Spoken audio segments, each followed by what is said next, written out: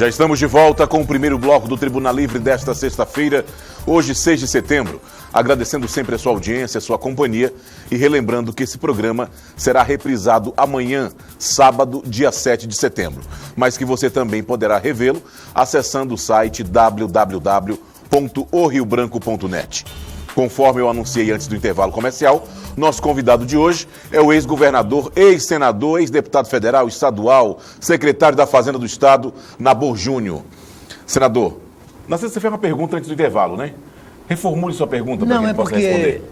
Quando o senador disse que escreveu esse livro sendo auxiliado pela sua filha, que é jornalista, eu fiz a seguinte pergunta, e se for sim, procede. Tem alguma mentirinha elogiada à sua pessoa pelo fato dela ser sua filha? Não, tem depoimento, não só dela, foi coordenadora do livro, a quem eu devo muito, né, pela viabilização da obra, da publicação desse livro, como também tem depoimento da minha mulher, tem de todos os meus filhos, tem do Flaviano Melo, que é o presidente do partido, meu amigo há muitos anos, tem até do meu adversário, Jorge Viana. Ótimo. Né? Tem também do Adalberto Ferreira, que foi meu secretário. E evidentemente que nas manifestações dos meus filhos, principalmente, tem elogios talvez descabidos à minha pessoa, mas também eu assumi o compromisso. Elogio de sangue. Eu também assumi o compromisso com eles de não alterar nada do que eles dizem aí. Claro. Porque se eu fosse fazê-lo, o que poderia acontecer? Eles iam poder contestar também alguns dados que eu fiz publicar no livro. Não, pai, nós vamos dar depoimento, mas queremos que o senhor os publique na íntegra. E uma irmã minha chegou a dizer, Maria Consuelo, que é minha irmã, eu vou dar o depoimento, mas gostaria que você não alterasse nenhuma vírgula.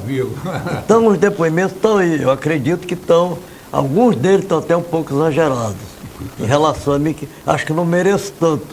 Eu sou um homem que tem as virtudes e os defeitos que todos nós humanos temos. Mas ora nós acertamos e ora nós erramos. Eu acho, modestamente, que eu acertei mais do que errei. Mas são depoimentos, senador, meu amigo Nabor Júnior, ditados pelo coração, então tem que relevar. Nabor, você passou 40 anos de mandato ininterrupto, que não tem, Narciso, nenhum político que tenha hoje adquirido esses 40 anos de mandato ininterrupto no Acre. A pergunta que eu gostaria de fazer é o seguinte: qual a grande diferença, notadamente a partir de 1962, do seu mandato de deputado estadual, qual a grande diferença que se analisa daquela época da nossa política para a política de hoje? Bom, naquela época, eu integrava os quadros da Assembleia Legislativa do Estado do Acre, e naquela eleição de 1962, que foi a minha primeira eleição, sim, logo após a transformação do território federal do Acre Estado, e nós, apesar de ter conseguido eleger o governador, 2 senadores, mas elegemos menos deputados federais e menos deputados estaduais do que o PSD. Porque existia um fenômeno naquela eleição chamado Armando Leite. Sim, me lembro. Armando Leite chegou aqui no Acre como representante das grandes empreiteiras que estavam executando as obras da BR-364, né, até Cuiabá, porque depois, mais na frente, que ela foi pavimentada de Cuiabá e Porto Velho, e finalmente de Porto Velho e Rio Branco, e daqui para o interior. E esse cidadão, ele dispunha de muitos recursos financeiros. Lembro. Ele chegou a ter 2 aviões fazendo a campanha dele. Ele instalou um posto de saúde ali para atender a população pobre, ali perto da imprensa oficial, e colocou vários médicos para atender a população e dava remédio de graça. Transportava toda a comitiva do partido dele, o Guiomar Fontenelle de Castro, Mário de Oliveira, foi candidato ao Senado, Omar Sabino aí por esse interior todinho, e ele custeando tudo com o dinheiro das empresas. Ele montou, inclusive, senador, depois você prossegue, ele fez uma pista de pouso em Mâncio Lima. Você tem ideia como é que era o poderio dele?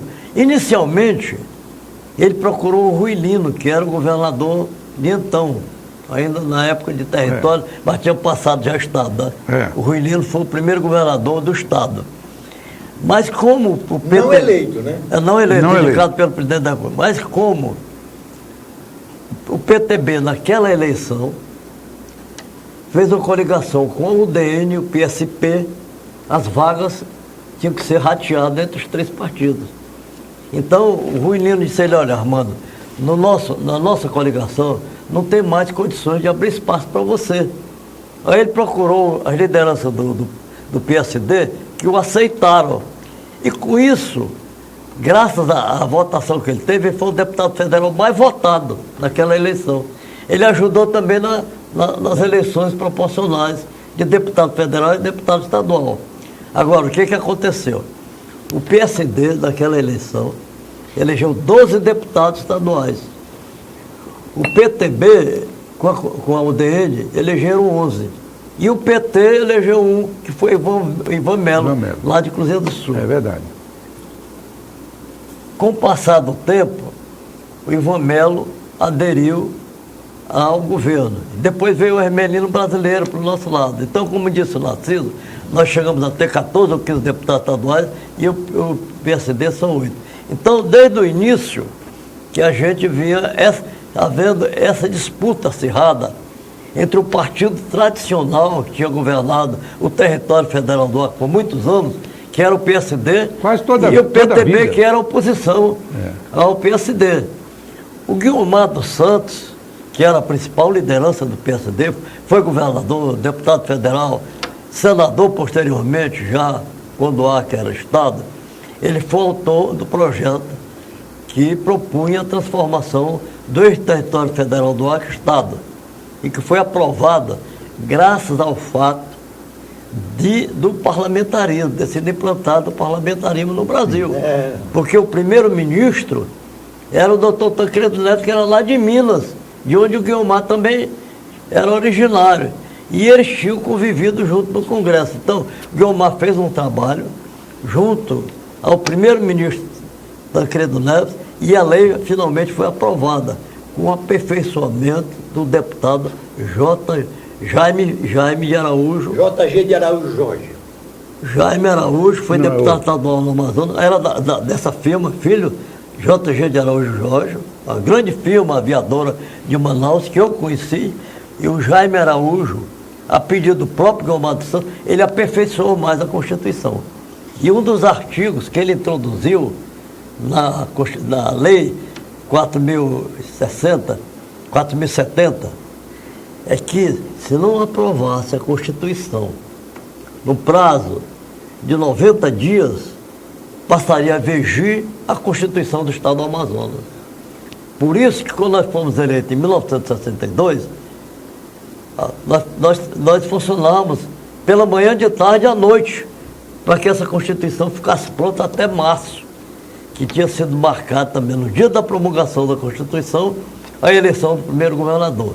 Então, respondendo mais concretamente, mais diretamente a sua pergunta, naquela época havia um certo respeito às lideranças. Oscar Passos, por exemplo, que era antagonista do Guiomar dos Santos, era amigo pessoal dele.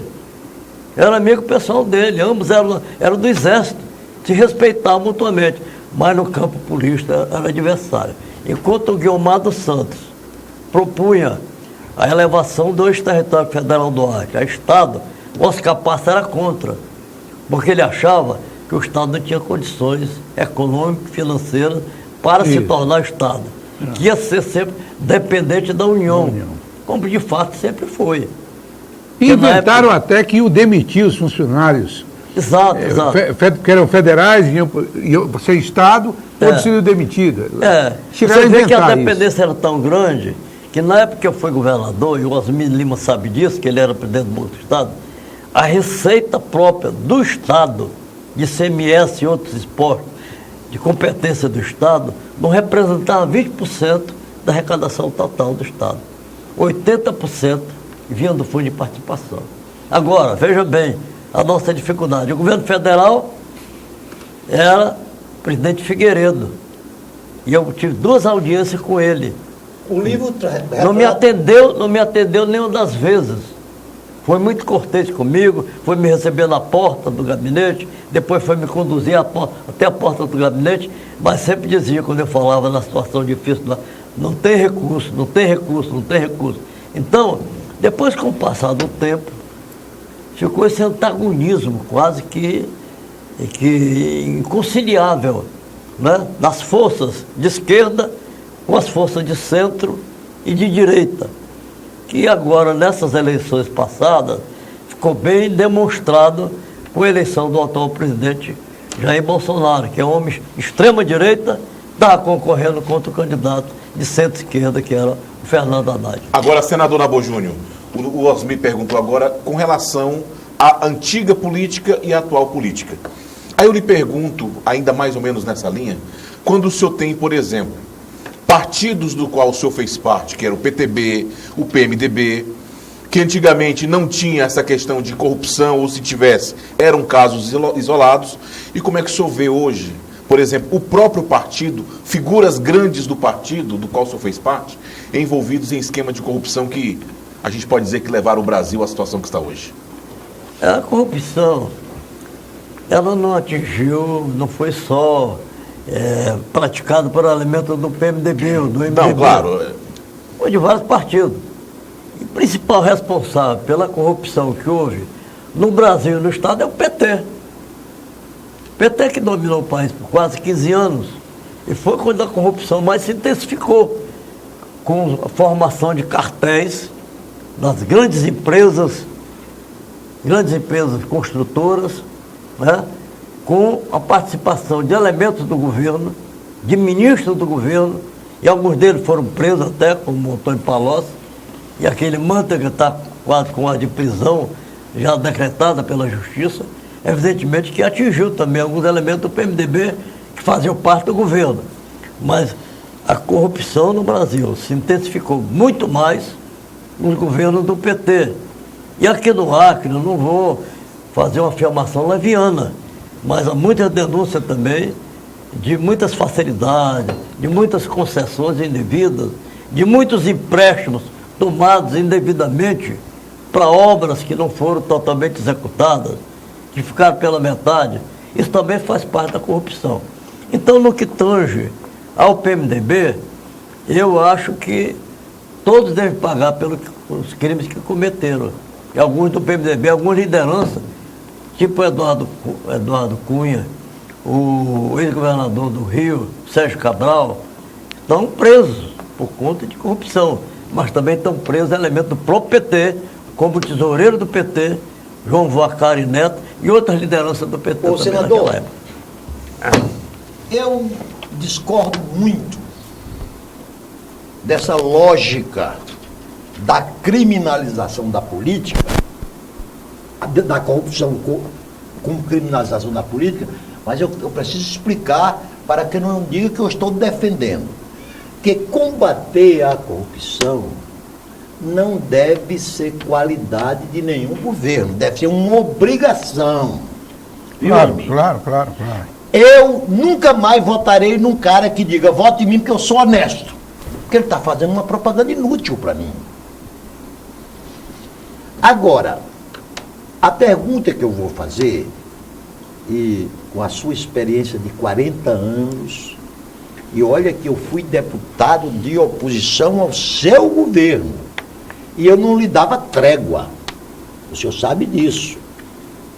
Mas eu tenho que reconhecer do senhor alguns valores, a ponto de dizer que eu tenho, pela sua gestão, a mesma admiração que o Osmir tem. O senhor foi probo, honesto, não tinha... Você comandou um partido cheio de fatos. A palavra facção talvez não caiba, porque facção liga muito, cheio de grupos. De grupos. E você navegava em todos eles sem perder a autoridade e sem apadrinhar nenhum dos grupos. Assim, né? Porque isso é que é importante. A ponto Você acabou de dar esse exemplo, que quando eu fui deputado no seu governo, o seu partido tinha 16 deputados estaduais lhe apoiando. E eu fazia parte de uma bancada minoritária de 8 deputados. Eu não podia te elogiar, porque o deputado de oposição não pode elogiar o governo, pode, Osmir? Não deve. Não deve. impossível. A minha primeira admiração pelo senhor, embora o senhor diga que deixava a eleição da presidente da Assembleia para ser decidida pelos deputados, mas tem uma lógica que funcionou e só funcionou com seu aval. Você podia pegar a mesa diretora da Assembleia e dizer: vamos escolher toda a mesa diretora para ser composta pelo meu partido. Presidente, secretário, segundo secretário, e veio um oferecimento para a presidência do partido majoritário. A primeira secretaria de um partido que só tinha 8 deputados. E olha que a primeira secretaria numa casa parlamentar, às vezes, pelo menos administrativamente, manda mais do que o presidente. Mas e a pergunta? A pergunta, essa lógica saiu da sua cabeça? Claro. Eu sempre fui um homem conciliador. Procurei sempre conciliar, até no âmbito familiar. Eu sempre fui conciliador. Meus filhos, quando dão esse depoimento, eles falam sobre essa minha qualidade, se é que essa qualidade de ser homem conciliador. Então, você se lembra, não só nesse episódio da eleição na mesa da Assembleia, que eu chamava os deputados, eles escolhiam lá na minha presença o candidato deles, sem a minha interferência, mas mandava também destinar o cargo de primeiro secretário para a oposição. E lembro que uma dessas vezes foi até escolhido primeiro secretário o Hermelino Brasileiro. Não. No primeiro biênio foi Félix Bistene, o grande deputado. Aí no segundo foi ele. Hermelino Brasileiro e Félix Bistene. Né? Mas teve outro fato também que eu gostaria de ressaltar nessa oportunidade. Tramitou durante alguns anos no Congresso Nacional uma emenda constitucional de um senador de Sergipe, o Passos Porto. Por essa emenda dele, determinava uma participação maior dos estados no fundo de participação. Me lembro. Essa emenda, chamada Emenda Passos Porto, foi aprovada... Era de Sergipe ele? Não era Sergipe. Era Sergipe? Sergipe. E com essa aprovação dessa emenda, o nosso fundo de participação teve um substancial crescimento. Chamei as duas bancadas lá no Palácio, Verdade. no Salão Nobre do Palácio, reunimos lá, expliquei, olha, houve um aumento na nossa participação nessa verba federal. E eu quero fazer a destinação dela, porque implicava uma alteração do orçamento, com indicação de vocês também. Então a própria bancada da oposição indicou. Por exemplo, lá em Cruzeiro do Sul, indicaram várias obras lá, e teve mais um fato. Não sei se o Osmir participou dele. Eu fui a Cruzeiro do Sul, eu tinha sofrido um acidente no pé, o Osmir estava lá na residência oficial, nós estávamos oferecendo um churrasco à noite, lá, quando eu torci o pé. Não me lembro. E eu tive que engessar, mas como eu estava com uma viagem programada para Cruzeiro do Sul, eu fui com o pé engessado. Cheguei lá, mandei um recado para o prefeito, que era o João Tota. Eu trouxe aqui os convênios para você assinar, destinando verba para o município de Cruzeiro do Sul, por conta do aumento de arrecadação da emenda Passos Porto. E ele não foi lá no hotel onde eu estava hospedado para assinar os convênios. E eu voltei com os convênios em branco. Depois que o nosso Almeida veio aqui, tomou conhecimento desse fato, foi lá comigo, pediu escusas pelo procedimento do prefeito de Cruzeiro do Sul, e disse, não, vamos assinar, eu vou levar os decretos, eu vou levar os convênios, e ele vai assinar. O nosso pegou, levou e o Tota assinou. Então eu discutia, Osmir e Narciso, essas decisões que importavam na aprovação da Assembleia, eu também envolvia a oposição, para que eles também não só colaborassem, mas também tivessem responsabilidade na destinação daqueles recursos. Nós vamos fazer um intervalo. Tá bom. Nós vamos fazer um rápido intervalo comercial e já voltamos com o segundo bloco do Tribuna Livre. Não sai daí. Já estamos de volta com o segundo bloco do Tribuna Livre desta sexta-feira, hoje 6 de setembro, agradecendo sempre a sua audiência, a sua companhia. Você que desde cedo está acompanhando o Tribuna Livre, ou você que está chegando agora, seja bem-vindo. Esse programa será reprisado amanhã, feriado, dia 7 de setembro, e também através do site oriobranco.net. Nosso convidado de hoje, o senador, ex-governador Nabor Júnior, que está no Acre visitando nosso estado novamente e está nos dando a honra de participar do nosso programa do Tribuna Livre. Osmir, você pediu para fazer a pergunta do Não, é só para dar continuidade ao que o Narciso perguntou ao senador, ele respondeu, da habilidade política como governador. Mas também eu quero colocar aqui a habilidade política que tinha o Nabor como dirigente partidário. Porque o Nabor conviveu dentro do MDB, PMDB, com alguns grupos fortíssimos dentro do partido. Que pareciam Inconciliáveis, que era o grupo do Rui Lino, era o grupo do Fleming, era o grupo dos Melo e a tendência popular. Do Aloysio Bezerra. Que era toda a esquerda incrustada dentro do MDB, PMDB. E ele conseguia sobreviver, digamos assim, usando esse termo, pacificamente com esses grupos. Pacificamente com esses grupos. O que demonstra a sua capacidade de articulação política e administrativa. Não é isso, senador? Exatamente, eu nunca tive grupo dentro do PMDB. Isso. Nem no PTB, nem no MDB, nem no PMDB. Tinha, como o Osmir falou, os grupos do Rui Lino, tinha o grupo, a tendência popular do Aloysio, que era muito forte. E barulhenta. Barulhenta, que incluía até o Mário Maia, o deputado Manel Pacífico, o professor Pascoal e outros líderes de esquerda aí, o Ayrton. Ayrton Rocha. Ayrton Rocha, que era de esquerda. Tinha o grupo dos Flemings. Né? Tinha vários, eu nunca tive grupo. E também, Osmir e Narciso, eu nunca procurei impor nome de um parente meu para candidato. Até minha filha perguntaram, tem algum da família aí que está lhe seguindo? Não, não tem ninguém. Não tem porque eu não permiti. E meu filho, dos 6 filhos que eu tenho, 5 são mulheres e 1 é homem. Quando terminou meu mandato de senador, em 2003, eu perguntei, Francisco, você tem alguma pretensão política? Ele disse, se eu permitir, eu vou tentar uma eleição lá no Acre. Eu digo, olha, eu não lhe aconselho.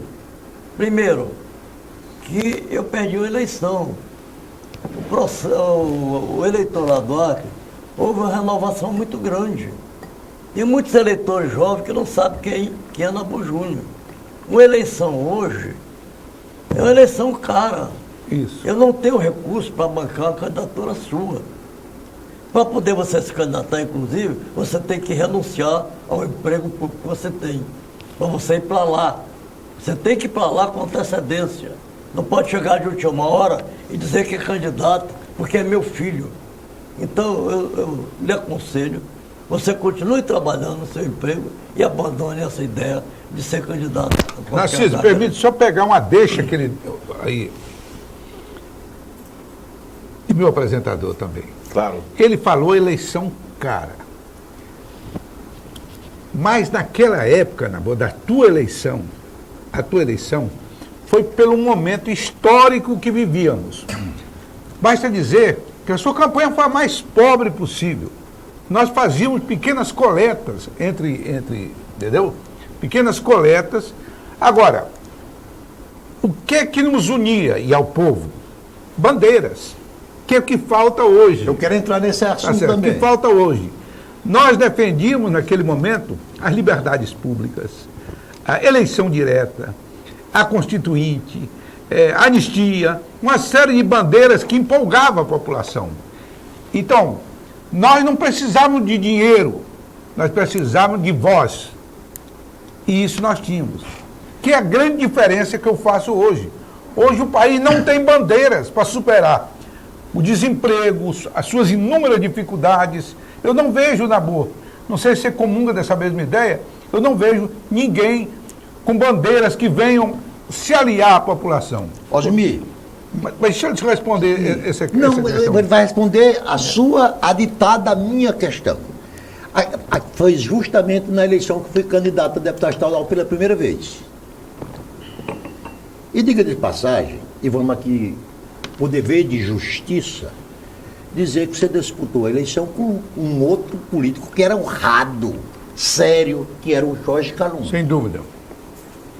Ele podia ter todos os defeitos, mas Isso aí é verdade. É verdade. parece que era uma marca da velha política. E eu me lembro naquelas eleições, para provar que era o amor à camisa, Amor à camisa. o amor à camisa, a causa. Eu era candidato a deputado estadual e ia para os comícios à noite.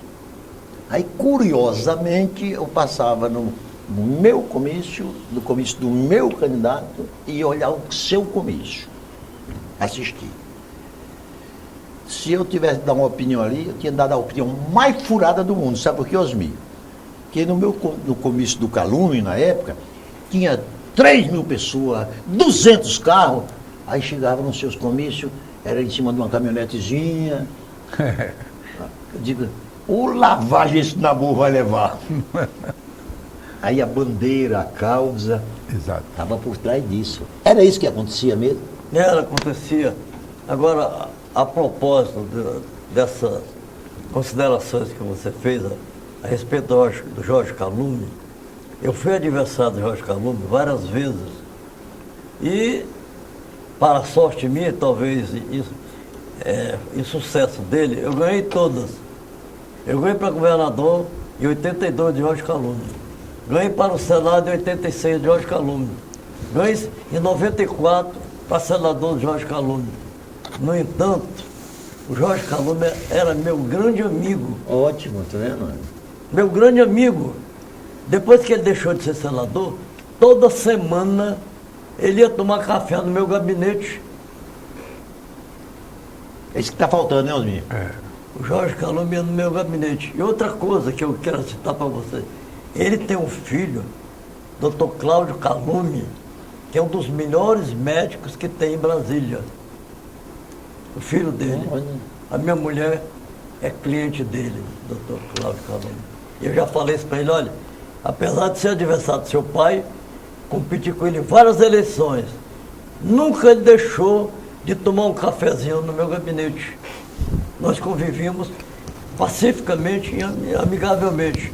Outros exemplos também que eu quero citar aqui, na minha convivência com os adversários.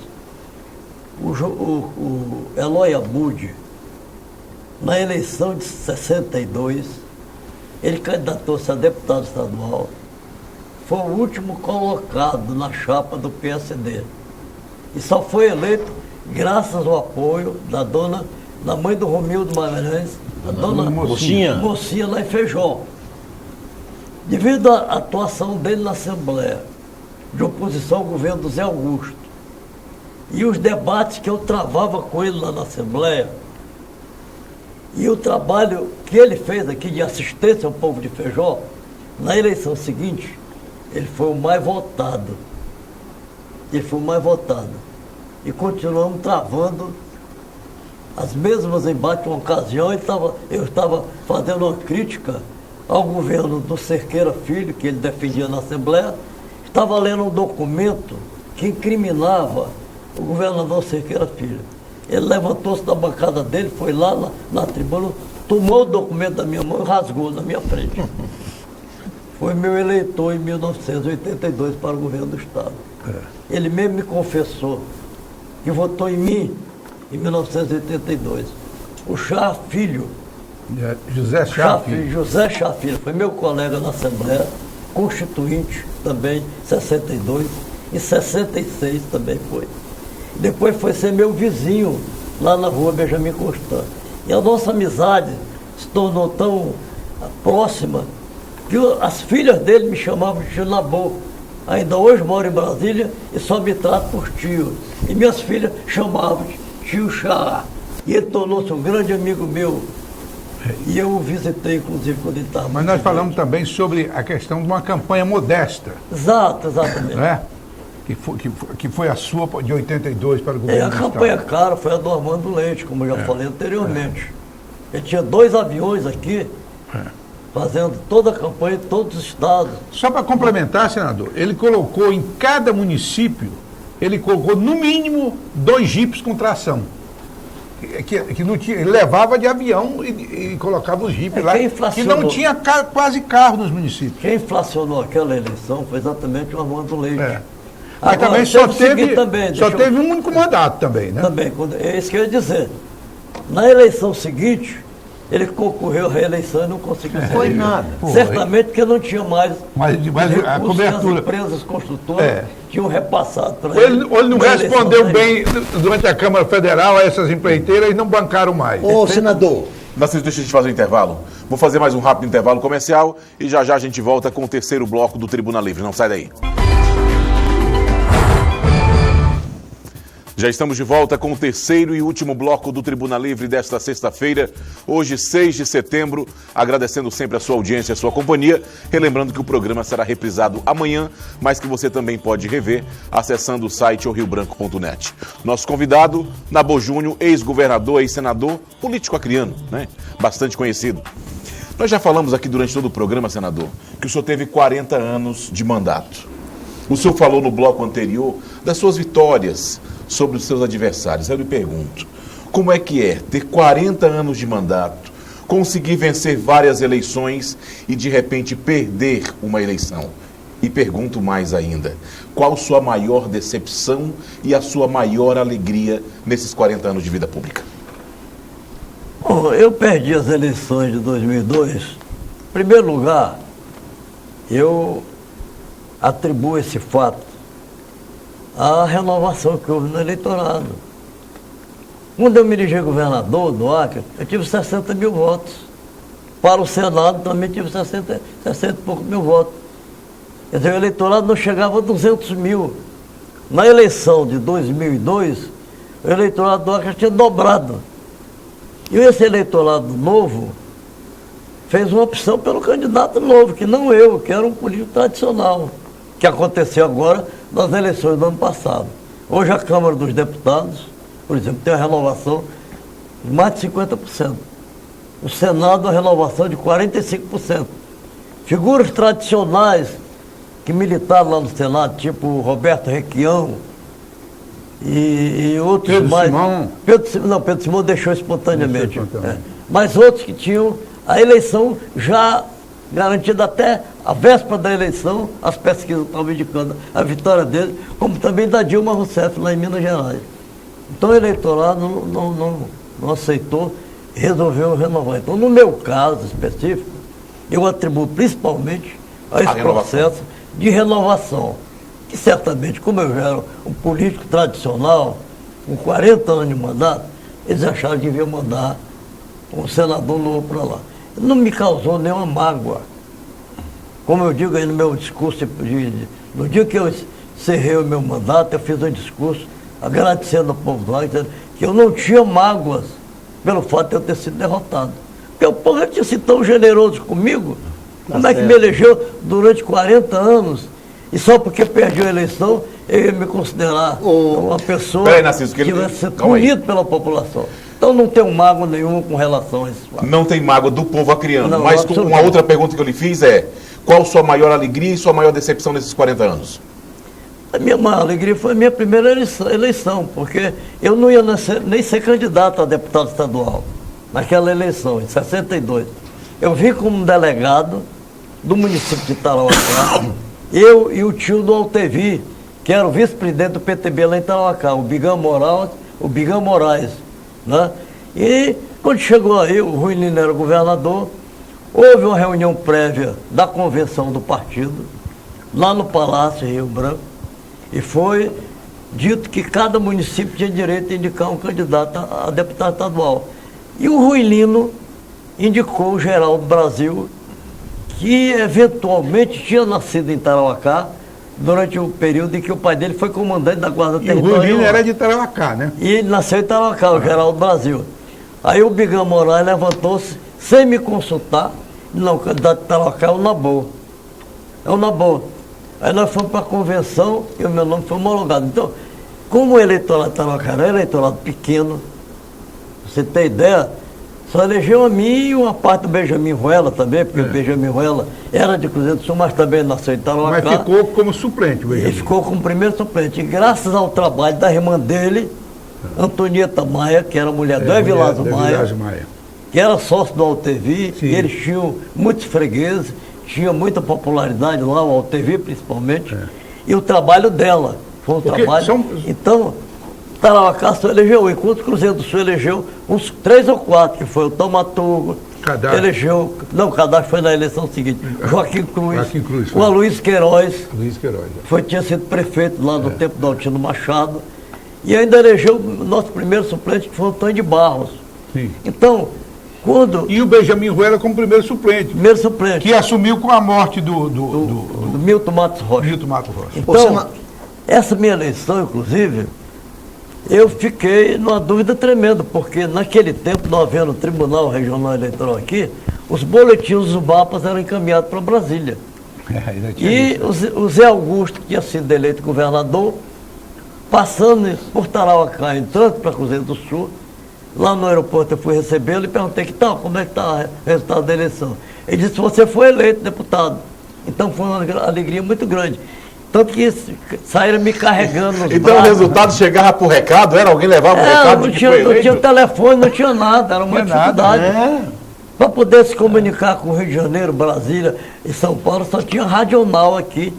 Você para fazer uma ligação. Quase o código Morse. Você fazer uma ligação pela radional, às vezes levava 2, 3 dias para você completar. Quando eu cheguei aqui no Acre em 1973, eu, para me comunicar com o Natal, que era a sede da empresa que me trouxe ao Acre, eu ia para a agência telefônica, às 7 da manhã, às vezes dava à noite, eu não conseguia ligação. Era assim a dificuldade. Então o que aconteceu? Se usava muito rádio amador. Que é um episódio interessante que eu conto nesse livro. Quando foi no dia seguinte, surgiu lá em Tarauacá uma notícia de que eu não tinha sido eleito, quem tinha sido eleito era o Joaquim Macedo, no meu lugar. Joaquim Macedo. Aí o pessoal, meus adversários lá do PSD, começaram a dizer, pois agora vão ter que levar o Labor de novo nos braços e volta lá para o aeroporto. E sua maior decepção? Eu não posso dizer que eu tive decepção. Com relação à política, não. Nenhum pedido descabido, nenhum opositor que falava o que não agora, devia. Tem o seguinte, eu sempre procedi da seguinte forma, sendo governador ou não governador. Quando eu podia atender, os pedidos que me faziam, eu atendia. Quando eu não podia atender, eu dizia que não podia atender e dava as razões pelas quais eu não podia atender. Eu digo sempre, da boa, não enganava ninguém. E o Osmir sabe disso. Quando eu saía do palácio, tinha 10, 12 pessoas me esperando na porta do palácio para falar comigo, eu parava e atendia qualquer um. Quando eu chegava em casa, na residência oficial, também tinha uma meia dúzia de pessoas e eu atendia todos eles. E sábado, por exemplo, à tarde, como não havia expediente, eu recebia colono na minha casa, porque eu me sentia isolado, assim. Eu não estava trabalhando e eu ficava satisfeito quando uma pessoa conversar comigo na minha casa. Senador, eu tenho dito sempre, quando eu me refiro à sua administração, e eu me refiro sempre de forma positiva, eu digo, eu conheci no Acre um político onde o sim era sim e o não era não. Uma mercadoria que está muito em falta hoje, né? Ou, no máximo, ele dizia, deixa eu ver que eu vou estudar. E volte daqui uma semana. Uma semana ele dizia sim ou não depois de ter estudado. Tem mais o seguinte. É esse aqui. Quando nós estávamos em campanha política, nós fomos a Cruzeiro do Sul, o Osmir trabalhava na agência do Banco do Brasil em Óbidos. Óbidos, no Pará. No Pará. E a convite do Aloysio Bezerra, ele convidou o Osmir para participar da nossa campanha. Entrei de férias e licença-prêmio. E o Osmir tirou licença e participou da campanha. Lá em Cruzeiro do Sul, no hotel do parente, do Antônio Parente, Porta do Pacífico, eu perguntei ao Osmir assim, Osmir, o senhor foi eleito governador do estado do Acre, eu gostaria de contar com a sua contribuição. Qual seria o cargo que você poderia pleitear? E ele me disse, o Banco do Estado do Acre. Sabe por quê? Porque ele sempre gostou de dinheiro, esse rapaz. Eu disse, tá bom. Quando eu assumi o cargo, a Frente Popular do Aloysio Bezerra queria indicar um outro presidente para o governo, para o Banco do Estado Eu do conheço Acre. essa história. Banco do Estado do Acre. O próprio Rui também queria o Carlos Nairo. Eu me comprometi com o Osmi, ele que vai ser o presidente do Banco do Estado do Acre. E eu indiquei, porque tinha que ser aprovado pela Assembleia, mas o governo, como era majoritário, é que indicava. O que eu disse a ele? Ele vai se lembrar disso. Olha, Osmi, eu não vou mandar nenhum cliente para você atender. Posso até encaminhar a pessoa e você verificar se ele tem ou não condições de realizar alguma transação com o banco.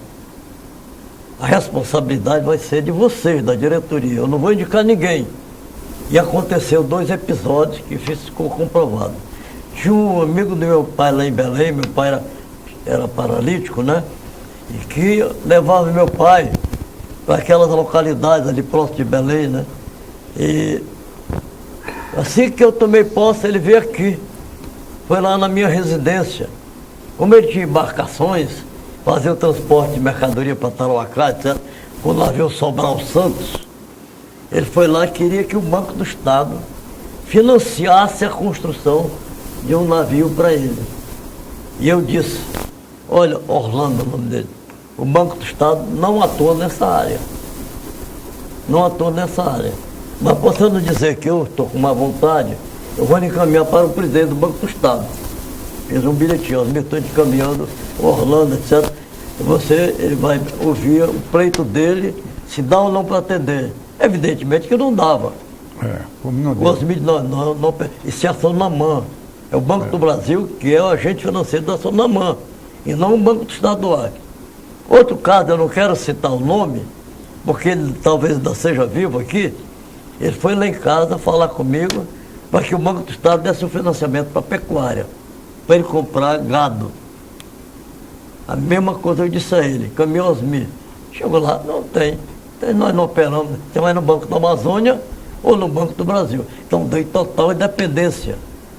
Não só ao Banco do Estado, mas também dei independência às outras secretarias. Outro episódio que eu gostaria de contar, né, para ver da maneira como eu agia, e que eu sou visceralmente contra, como eu diz aí no meu livro, são princípios que eu sempre cultuei e até hoje eu cultuo. Eu sou contra a injustiça, que a justiça marca a vida do cidadão, o resto da sua existência, a sua família. Eu sou contra a violência. Já aconteceu várias vezes, dei o cinema e descambar para a violência, eu saí da metade do filme, como aconteceu naquele lá do Rio de Janeiro, que tinha o Capitão Nascimento, o filme que eu fui assistir, saí no meio do filme. Tropa de Elite. Tropa de Elite. Eu não sou contra a perseguição, tanto que vou contar apenas 3 episódios que aconteceram, inclusive o relacionado ao Banco Estadual. Quando nós assumimos o governo, que o Osmi foi para o Banco Estadual, o atual deputado, José Bisteni, era gerente da agência do Banco do Brasil, em São Paulo. Banco do Estado. Banco do Estado, ele me corrigiu. Começaram a pressionar. Ele é ligado ao Calume, ele é do PDS, vamos tirá-lo. Chamei o Osmi lá. Me diga uma coisa, como é que está o Bisteni lá na agência do Banco do Estado do Acre, São Paulo? Ele me disse, dos melhores gerentes que nós temos. Vendo isso. É uma das agências que mais dá lucro para nós. O que eu falei? Mantenha o Bisteni lá. Isso. Foi ou não foi? Foi. Outro fato, esse daí foi realmente logo no início da minha vida pública. Uma vez eu fui ter uma audiência com o governador Zé Augusto. Cheguei lá, ele estava com um decreto em cima da mesa para ser assinado, para transferir o nosso maior adversário político, lá de Tarauacá, que depois foi prefeito de Tarauacá e morreu naquele acidente lá, Sena Madureira, no qual também morreu o bispo de Rio Branco, Dom Moacir, no Moacir não, Jocondo Maria, Tupani Galdense da Costa. Conheci. Estava com o decreto para ser transferido para Chapuri. Eu conhecia o Tupani, ele foi meu colega de infância em Tarauacá. Ele tinha 5 filhos pequenos. Eu disse para o governador, olha, O deputado por Tarauacá sou eu. Eu não concordo com isso, não. Ótimo, senador. Ele é nosso adversário. Ele sempre está combatendo a gente lá, mas ele tem uma família. Você não pode punir a família do cidadão por conta de uma atitude política dele. Zé Augusto pegou o decreto e rasgou o decreto na minha frente. Outro fato, que eu só vou contar esses três. Quando eu era governador, o Omar Sabino foi eleito presidente do Conselho Estadual de Educação. Sim. O secretário de Educação, que era o Raimundo Mourão, até meu primo, não foi indicado por mim, foi indicado pela Frente Popular do Aloysio Bezerra. Tendência popular. Ele claudicou e os professores terminaram elegendo o Omar Sabino para conselho, presidente do Conselho Estadual de Educação. O Omar Sabino me pediu audiência. No dia que ele foi eleito, chegou lá de governador, eu fui eleito presidente do Conselho Estadual de Educação. Mas eu sei que é um cargo político. Eu vim devolver o cargo para o senhor. O senhor indicou outra pessoa. Eu virei para ele, você não foi eleito? Você é meu adversário, é? Mas você vai continuar, porque você que foi eleito pelos professores. O Omar Sabino, na campanha de 2002, você sabe disso, esteve conosco, subiu nos nossos palanques e votou em mim para governador. Claro. Além de outros fatos que eu gostaria, que eu teria... Nosso tempo realmente é curto. Agora tem uma pergunta que eu não posso deixar de lhe fazer. Até mesmo adversários, ex-adversários políticos seus, tão próximo à sua última eleição, que foi em 2002, falavam que o senhor não tinha negócios no Acre, que o senhor não investia no Acre, e que se o senhor perdesse a eleição, iria realmente embora do Estado. Eu lhe pergunto, por que o senhor deixou o Acre? No tempo que eu fui deputado estadual, antes de me eleger deputado estadual, eu já tinha um seringal lá em Tarauacá. O senhor era nascido em Tarauacá? Sou de Tarauacá. Tinha um seringal chamado Paraíso, que era dos seringais mais produtivos da região. Então, eu, paralelamente à função de deputado, eu também exercia a função de empresário, seringalista, ia a Belém fazer compra seringal, etc. Quando os seringais daqui da região, do Vale do Acre, começaram a ser vendidos no governo do Vanderlei Dantas, muitos seringais se transformaram em fazendas para criação de gado. Eu tive uma proposta para comprar o meu seringal. E eu peguei e vendi, porque se eu não tivesse vendido, estava abandonado até hoje, que a economia da borracha faliu. Eu vendi naquele tempo. E eu consegui também comprar uma firma de material de construção aqui. Mas quando eu me elegi deputado federal, eu não podia, lá de Brasília, gerenciar minha firma aqui. Resolvi vender a firma. Então eu deixei de ser empresário nessa época. Compreendeu? Então passei a ser só político. A partir da venda do meu comércio, em 73, vendi até para os irmãos Mansur, e eu me desliguei da atividade empresarial e fui ser apenas político. E durante esse período todo eu fiquei só militando na política. Então, eu quero dizer, finalizando, e quero aqui formular o convite a todos vocês e aos seus ouvintes também, para participarem do lançamento do meu livro, amanhã, dia 6 de setembro, às 19 horas, na Federação das Indústrias, onde eu faço a narração de todos esses episódios, muitos dos quais foram tratados durante essa entrevista. É uma contribuição modesta para a história política do Acre e muitos acontecimentos nacionais dos quais eu participei. 95% do que eu conto aqui nesse livro tem a minha participação direta ou indireta. Mas eu espero, modestamente, que esse livro venha esclarecer muitos fatos históricos, inclusive o episódio da deposição do governador José Augusto de Araújo, em 1964, que ainda está muito obscuro até hoje. Eu quero reiterar o meu convite e quero dedicar esse livro ao Narciso, ao Osmi e aos funcionários aqui da rede de televisão Rio Branco, que é uma das mais tradicionais aqui do nosso estado. Muito obrigado a todos vocês. Narciso, para finalizar. Bom, eu quero revelar aqui de plano e de pronto e de pleno a satisfação dessa entrevista. E gostaria que o que o senhor falou, revelou, por ser verdadeiro, importante é isto. Os exemplos que o senhor deu de como tratava seus adversários, como tratava o seu diretor, o presidente do Banacre,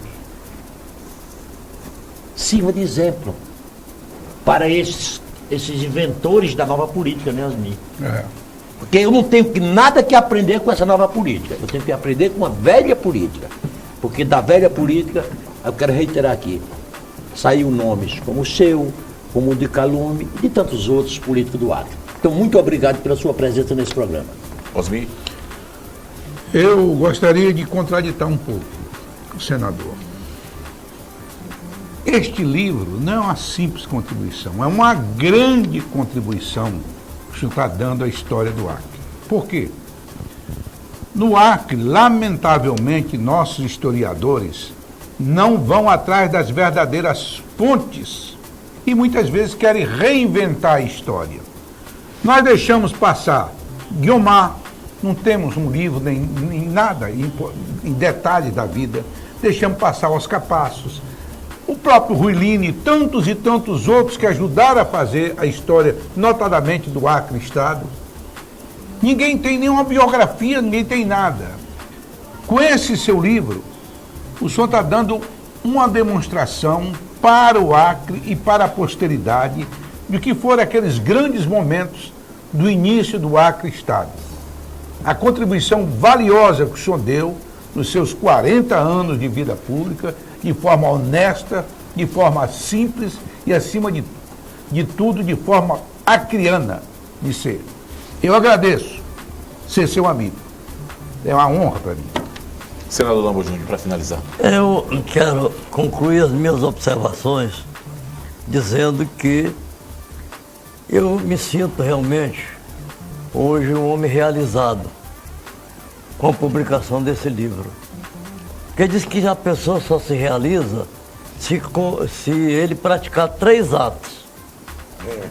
Plantar uma árvore, fazer um filho ou escrever um livro. Eu já fiz as 3 coisas.